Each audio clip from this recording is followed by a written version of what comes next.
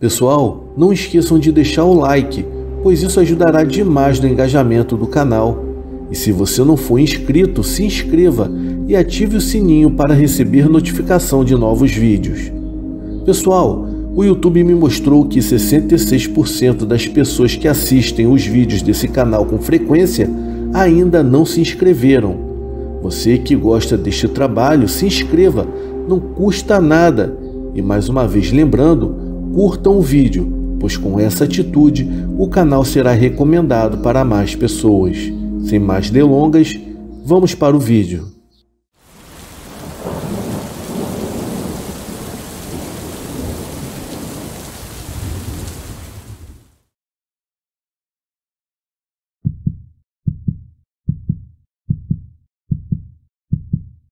Boa noite, o meu nome é Cícero, eu tenho 52 anos de idade e essa história que eu irei contar aconteceu comigo há cerca de 40 anos atrás. Tudo aconteceu durante uma noite com os meus amigos em casa. Nós sempre nos reuníamos para jogar jogos de tabuleiro. Era sagrado pelo menos uma vez no mês de nos reunirmos na casa de alguém. Em uma certa noite, os meus pais iriam sair para um jantar e me deixaram em casa com a condição de que os meus amigos estivessem juntos para que eu não ficasse sozinho. Então marcamos a noite de jogos. Para aquela noite específica, os meus pais iriam sair um pouco mais preocupados, pois estava um temporal horrível. Mas depois de muito dizermos que iríamos ficar bem, eles finalmente saíram de casa e começamos uma eletrizante partida de RPG. Nem vimos a hora passar. A chuva estava ficando cada vez mais forte e o vento fazia com que as janelas balançassem tudo, deixando o clima do jogo ainda melhor e mais aterrorizante. De repente, a luz se apagou e todos nós começamos a gritar. Eu rapidamente peguei a minha lanterna, que estava sobre a cômoda. Quando eu acendi a mesma, todos se acalmaram instantaneamente. Foi então que eu disse para retornarmos para o jogo. Foi aí que o nosso amigo Carlos, o que era mais velho de todos nós, ele tinha 14 anos de idade na época. O Carlos nos fez uma pergunta. Pessoal, que tal chamarmos mais uma pessoa para jogarmos conosco? Ficamos sem entender nada na hora. E ele continuou. Mara Maria. É como eles a chamam. Se você disser o nome dela 3 vezes durante a tempestade, ela irá aparecer nos reflexos dos espelhos e fica perto de você. Dizem que era uma mulher que morava sozinha e morria de medo de tempestades. Certa noite, uma forte chuva com raios e trovões tomou conta de tudo e ela, apavorada, sem luz na casa, não sabia onde se esconder. Tampava os espelhos, acreditando nas superstições de que eles atraíam raios. Uma de suas toalhas estava no varal, no meio da tempestade. Ela precisava da toalha para cobrir o espelho. Foi então que a mesma saiu correndo em direção ao varal, mas não conseguiu pegar a toalha, pois um raio a atingiu e a fritou por dentro. Ela morreu na hora. Ela nem sabe que está morta. Então, se você a invocar, a mesma aparece nos espelhos, querendo ficar perto de você, com medo da tempestade. Quando ele terminou de contar a história, não demos nenhum pio. Aquilo nos deixou com muito medo. E eu disse que era melhor a gente voltar a jogar. Ele começou a rir, dizendo que tinha conseguido colocar medo na gente. Porém, antes de retornarmos para o jogo, ele disse em alto e bom som: Mara Maria, Mara Maria, Mara Maria. Você está aí, Mara Maria? Um trovão estrondoso tomou conta do quarto e começamos a gritar de medo. De repente, a porta se abriu e eram os meus pais assustados, tentando nos acalmar e entender o que estava acontecendo. Contamos que o nosso amigo Carlos havia invocado o espírito da Mara Maria, mas os meus pais cortaram o nosso barato na hora e levaram os meus amigos para as suas casas. A luz não havia voltado naquela noite. Talvez, se tivesse voltado, eu não teria presenciado tal terror que contarei agora. Eu acordei de madrugada, com um barulho forte de um trovão. A claridade dos raios passava pela janela, iluminando assim o quarto todo. De repente, no espelho que ficava de frente para a minha cama, eu vi uma mulher queimada. Quando o flash dos raios clareou o quarto, a sua cabeça era torta para o lado e suas mãos eram retorcidas com os dedos trançados. O meu coração disparou. No relâmpago seguinte, ela já não estava mais no espelho. Na claridade do próximo relâmpago, Mara Maria estava ao lado do espelho e não mais no reflexo. Os relâmpagos continuavam e a cada flash de claridade ela estava mais perto da minha cama, sempre se aproximando, até que se deitou ao meu lado, em uma posição fetal. O seu rosto queimado me dava tantos arrepios que eu fechei os meus olhos e não tinha forças para gritar. Eu sentia a sua respiração sofrida e agonizante. Depois de uma tortura de mais ou menos 10 minutos, a luz voltou. Eu sentia através das minhas pálpebras que o quarto havia ficado mais claro. Os meus olhos estavam tão fechados que saíam até lágrimas, mas nessa hora tive coragem de abri-los. E quando eu olhei para o lado, não havia mais nada. Aquela coisa havia ido embora. Não havia nem mais tempestade. O colchão ainda estava marcado pelo seu corpo.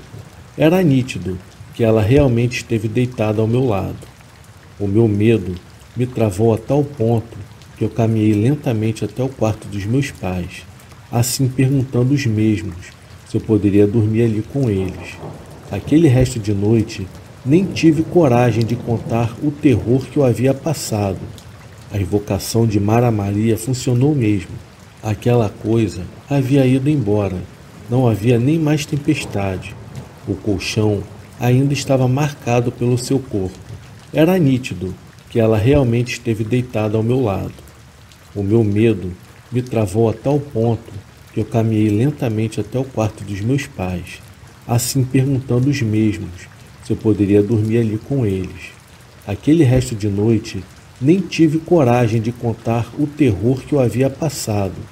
A invocação de Mara Maria funcionou mesmo que de brincadeira eu a vi, mas nunca contei para os meus amigos, pois eles não queriam acreditar em mim. Durante uma forte tempestade, se por acaso acabar a luz de sua casa, lembre-se que Mara Maria pode estar ali, te observando e com muito medo, esperando ser chamada por você para ficar em sua companhia.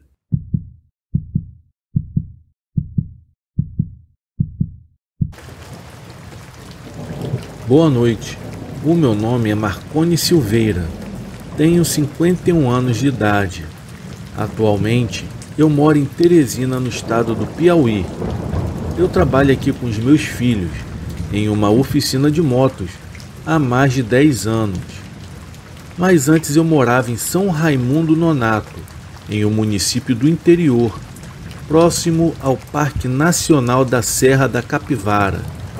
Lugar muito bonito, de povo alegre e trabalhador, mas também cheio de mistérios, principalmente com aqueles que não têm o respeito com as coisas que não conhecem. Quando eu era mais jovem, em uma época no qual eu não tinha filhos, eu morava na casa do meu avô. Logo quando eu casei, ele me deu um terreno e eu fiz uma casinha bem simples, para não ficar morando de aluguel, que com o tempo eu fui ajeitando a mesma como eu queria. Eu havia notado, desde quando eu era jovem, que o meu avô sempre teve costumes estranhos, que para ele parecia bem normal. Ele sempre gostou de fumar cachimbo, então ele ia até o quintal, sentava em uma cadeira e acendia o seu cachimbo. Ele ficava lá por um bom tempo, olhando para a mata que tinha atrás de nossas casas. E sempre que se levantava para entrar para dentro de casa, ele pegava um saquinho de fumo, enrolava em um papel e jogava lá na mata. Então dava as costas e saía. Ele sempre fazia a mesma coisa, todas as vezes que ia fumar. Eu vendo aquilo, um dia eu me sentei perto dele para ver se ele faria na minha frente. Assim eu teria uma desculpa para perguntar o porquê dele fazer isso toda vez. Então ele fumou e antes de se levantar, pegou um pedaço de papel, colocou um pouco de fumo e jogou lá dentro da mata. Na hora que ele jogou, eu perguntei o porquê dele fazer isso. Então ele me perguntou: "Você já ficou perdido no meio da mata?" Eu respondi para ele que não, que nunca. "Você já foi açoitado por algo que não conseguia ver? Já pediu a Deus para não morrer?" "Porque eu já. E foi nessa mata aí. E desde então, eu costumo respeitar quem vive nela, mesmo que ele não venha até aqui.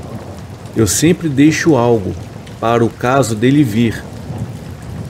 "Ele quem, vô?" eu perguntei. "O caipora. Uma noite eu quase morri de tanto que eu apanhei dele. Eu não desejo o que eu passei para ninguém. O bicho é perverso." Eu não tinha entendido muito bem o que ele estava falando.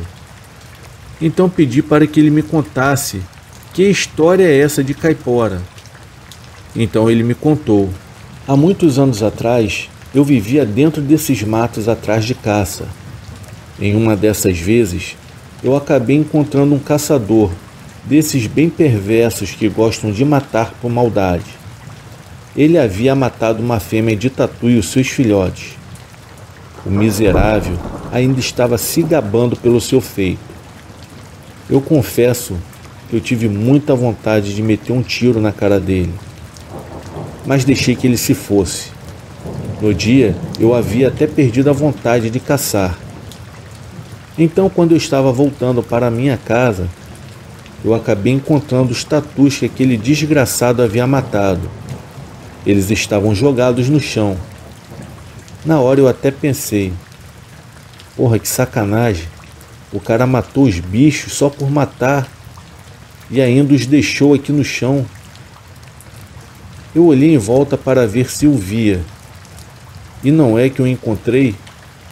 Aquele caçador estava correndo na minha direção, desesperado. Ele estava gritando para que eu corresse junto. Na hora eu pensei que tinha uma onça atrás dele. Então eu comecei a correr como nunca. Corremos mais para o interior da mata. Eu estava gritando para o homem, perguntando o que estava acontecendo.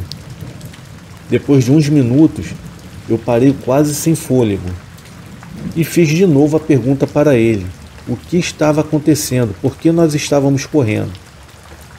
Então ele me respondeu: havia uma onça atrás de mim. Você a viu? Eu perguntei. Não, respondeu o homem, mas eu escutei ela rosnar. Eu olhei com uma raiva sem tamanho para o homem.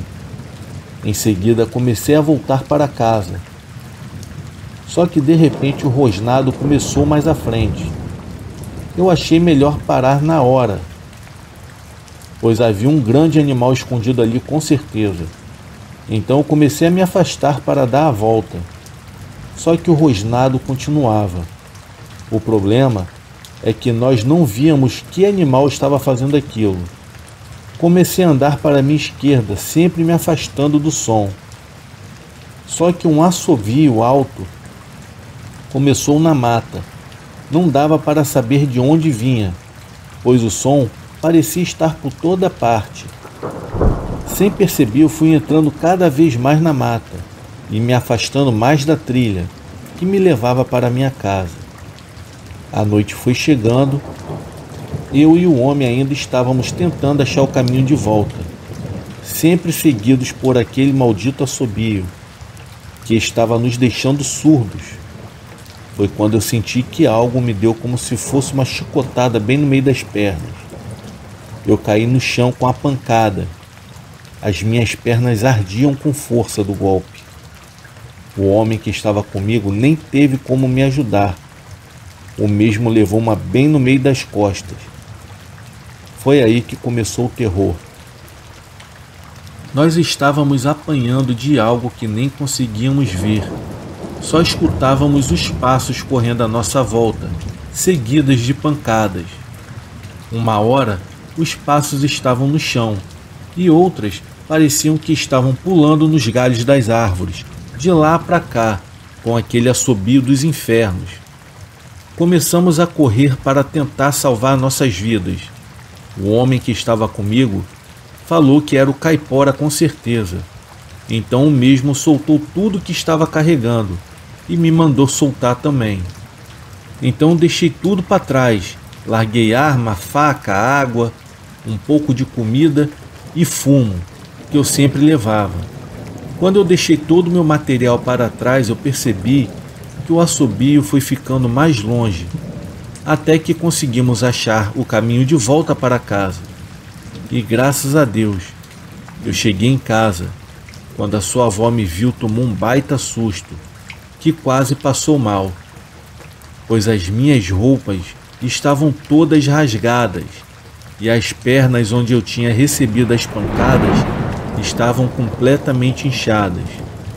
Eu fiquei dias deitado para tentar me recuperar. Tu acredita que até me deu febre por causa das pancadas que eu havia sofrido? Mas graças a Deus eu consegui ficar bem. Porém, o homem que estava comigo, eu não sei o destino que ele teve. Mas uma coisa é certa, foi por causa daquele miserável que eu quase morri naquela noite. A minha arma e as outras coisas que eu tinha, eu nunca voltei para buscar. E toda vez que eu fico perto daquela mata, eu acabo deixando um fumo em respeito ao espírito que vive ali, o mesmo que quase me matou. Pessoal, essa foi a história do meu avô. É até difícil acreditar nessas histórias por causa da correria, que é viver em uma grande cidade. Mas no interior, o povo tem muitas histórias sobre criaturas e que fariam qualquer um se arrepiar. O meu avô acabou pagando por um erro que nem cometeu e por um milagre acabou sobrevivendo. Outros podem não ter tido a mesma sorte. Então cuidado com o que não conhece, principalmente dentro dessas matas. Tenham uma boa noite.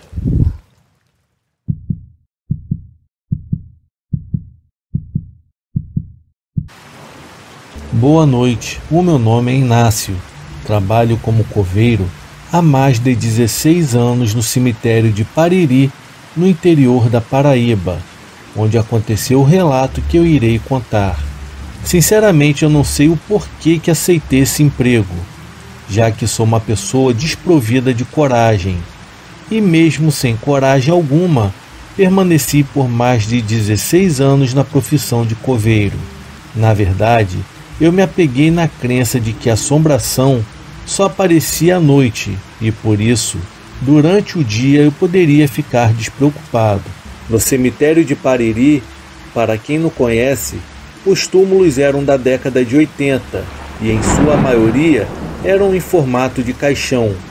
E isso deixa o lugar mais sinistro do que nunca. Era uma energia pesada e fúnebre. Não havia jardim, árvores, nada além de um cenário fúnebre, feio e sem vida. Quem sofria era o vigia conhecido por seu Evaristo. Este sim, coitado, não era novidade quando na chegada ao trabalho eu o avistava aterrorizado, prometendo que iria embora dali para nunca mais voltar. Durante a noite, por volta das 23h45, era comum a entrada clandestina de pessoas que ali baixavam as suas oferendas e os seus feitiços de magia negra, e o seu Evaristo acabava colocando todo mundo para correr. Em uma dessas noites, no dia 21 de março de 1983, O seu Evaristo presenciou uma cena horrível. Ao abordá-lo pela manhã, ele acabou dizendo palavras desconexas, como redemoinho, mulher, criança chorando, e depois disso não voltou mais ao trabalho. Fiquei bem preocupado com seu Evaristo, mas segui o dia de trabalho. Após finalizar o enterro, o cemitério voltou a ficar silencioso. A noite chegou rápido. Eu precisava terminar um reparo que havia começado em um túmulo, antes de deixar o trabalho. Eu estava bem cansado. O dia estava muito quente e não havia vento. Limpei o suor do meu rosto e comecei a ouvir um choro. Era um choro de uma criança e parecia vir do fundo do cemitério. Em meio ao choro, outra coisa me chamou a atenção. Um grande redemoinho se formou e passava entre as ruas do cemitério, que esgueirava-se entre os túmulos. E agora, além do choro, eu estava vendo um redemoinho e ouvindo sons de tambores ao longe. Fiquei completamente apavorado, mas mesmo assim tomei coragem e decidi ir até o fundo do cemitério verificar o que se passava. A cada passo que eu dava, o redemoinho parecia me guiar. Eu parava de andar e o redemoinho se aproximava de mim e se afastava como se dissesse: siga-me. Na medida em que eu me aproximava, o choro ficava cada vez mais alto e cada vez mais forte. Eu conseguia ouvir o choro da criança, porém eu não conseguia ver criança alguma. Eu estava pensando: meu Deus, o que está acontecendo aqui? O mal-estar acabou tomando conta de mim. Fiquei completamente tonto. Minhas vistas escureceram e eu cheguei a pensar que fosse desmaiar naquele instante. O meu corpo arrepiava-se da cabeça aos pés. Me mantive forte e continuei a seguir o redemoinho de vento. Eu ainda ouvia o choro da criança, mas não havia criança alguma no fundo do cemitério. Não era delírio, aquilo ali era bem real. Pensei até em ir embora, mas não podia fazê-lo. Eu tinha que descobrir o que estava acontecendo e o que significava tudo aquilo. Respirei fundo e continuei a caminhar rumo ao fundo do cemitério, e sempre com a terrível impressão de estar sendo conduzido por aquele estranho redemoinho. Foi então que eu percebi que o redemoinho havia parado entre os túmulos, no fundo do cemitério, bem próximo ao muro. Me aproximei um pouco, mas eu pude ver que o redemoinho estava sobre uma cova recentemente aberta. Fui até a cova e pude ver, com estes olhos que a terra há de comer, que o choro vinha debaixo da terra. A terra estava revirada e fofa. Rapidamente entrei na cova com cuidado e fui cavando com as minhas próprias mãos, até que eu avistei um pequeno caixão de cor branca, e era de lá que vinha um choro. Com certeza era um caixão que estava a criança. Quando eu percebi, já estava escuro. O meu coração estava acelerado e certamente a minha pressão devia estar nas alturas. Eu suava frio, eu estava com muito medo e algo me dizia que viriam fortes emoções daquele momento em diante. Ao abrir o pequeno caixão, me deparei com uma criança, com um corpo cheio de agulhas. Ela deveria ter no máximo uns 2 meses. Junto com o caixão, também havia sido enterrado um bode preto e 4 galinhas da mesma cor. A criança parecia ter sido banhada pelo sangue dos animais sacrificados e foi enterrada viva para alguma oferenda satânica. Era uma menina da cor da noite. Peguei a criança nos braços e juro que não sei dizer como cheguei até o refeitório. De uma forma inexplicável, o redemoinho foi me acompanhando o tempo todo, como se desse a mim e à criança algum tipo de proteção. No caminho até o refeitório com a criança nos braços, vi vultos negros que pareciam não estarem felizes com a retirada da criança da cova. Eles não se aproximavam de mim, mas gesticulavam como se estivessem zangados. Eu tinha certeza de que era algo sobrenatural. Foi então que eu pedi proteção a Deus e fiquei firme. Mesmo diante de tanto horror, o semblante da criança parecia angelical. Com o tempo, o medo acabou saindo do meu corpo e a compaixão tomou conta do meu ser. O seu choro parecia pedir ajuda, chamava por socorro. O redemoinho transformou-se numa brisa suave e tudo parou naquele momento. O choro da criança cessou e uma luz clareou o pequeno cômodo enquanto eu lavava a criança no tanque. Eu estava morrendo de medo, mas se eu estava passando aquela situação, com certeza era com a permissão de Deus. Então eu tinha que fazer. Deus sabia que eu era capaz de cumprir a sua vontade. Com a criança já limpa, me dirigi para fora do cemitério, abri o grande portão e saí. Mas antes de fechar o portão, eu pude ver o redemoinho novamente, como que me dissesse: missão cumprida. Foi então que a paz tomou conta de mim. Eu olhei para o céu e agradeci a Deus. Levei a criança para casa e a criei como filha.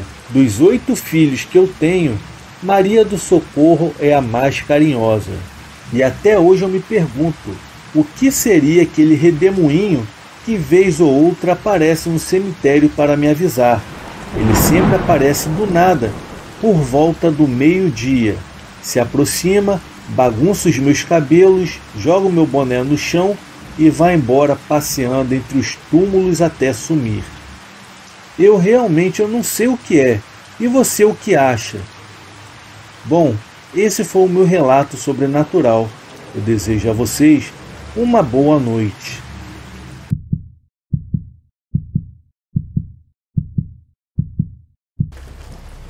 Boa noite. O meu nome é Fábio. Tenho 38 anos. Moro em uma pequena cidade no Alto Paranaíba, de Minas Gerais. A história que eu irei contar aconteceu comigo no ano de 1993. Era comum da minha família passar alguns finais de semana em um sítio, próximo a uma vila onde tinha mais algumas casas. Nesse dia era sexta-feira. O meu irmão mais velho me buscou na escola e à tarde fomos com os meus pais para esse sítio. Era a véspera das férias escolares de julho. Eu e o meu irmão iríamos passar alguns dias lá, nesse sítio do meu tio. Nesse mesmo dia, chegamos no sítio e havia um grupo de pessoas em uma das casinhas que haviam ali. A minha mãe, por curiosidade, perguntou para o meu tio o que se tratava aquelas pessoas. O meu tio, com toda a fatalidade que aconteceu com a senhora que era a comadre dele. Segundo meu tio, estava chovendo muito e ela estava com uma enxada próximo a uma cerca para juntar uma terra, que de repente um raio caiu em sua cabeça.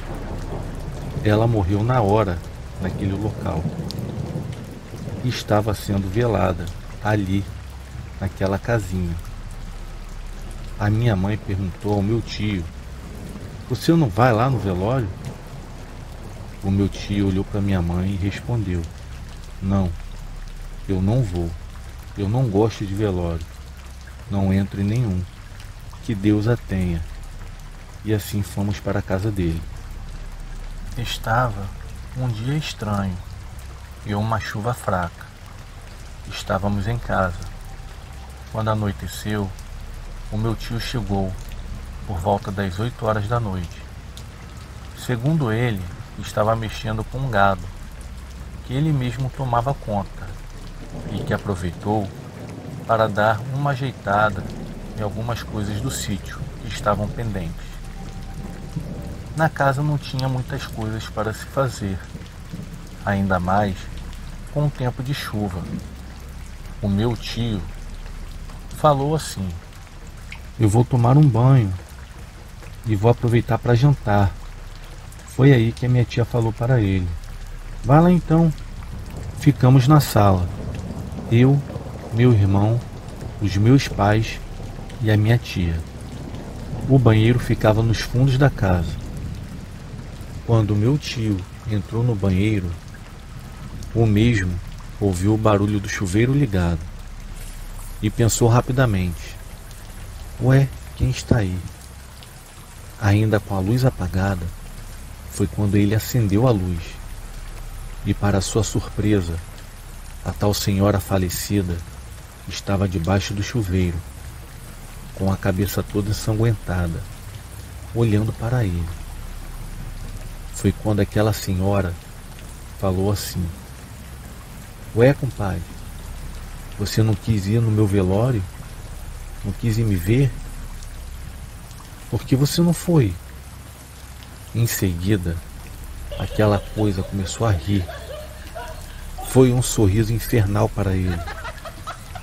O meu tio deu um berro tão alto que lá da sala ouvimos ele. Ele derrubou a porta do banheiro e correu para a sala em pânico.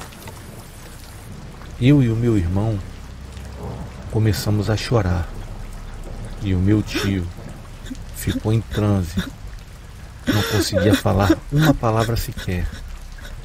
O meu pai, sem saber o que havia acontecido, pegou um facão e foi no banheiro, pois para o meu pai poderia ser algum tipo de animal, uma cobra, sei lá.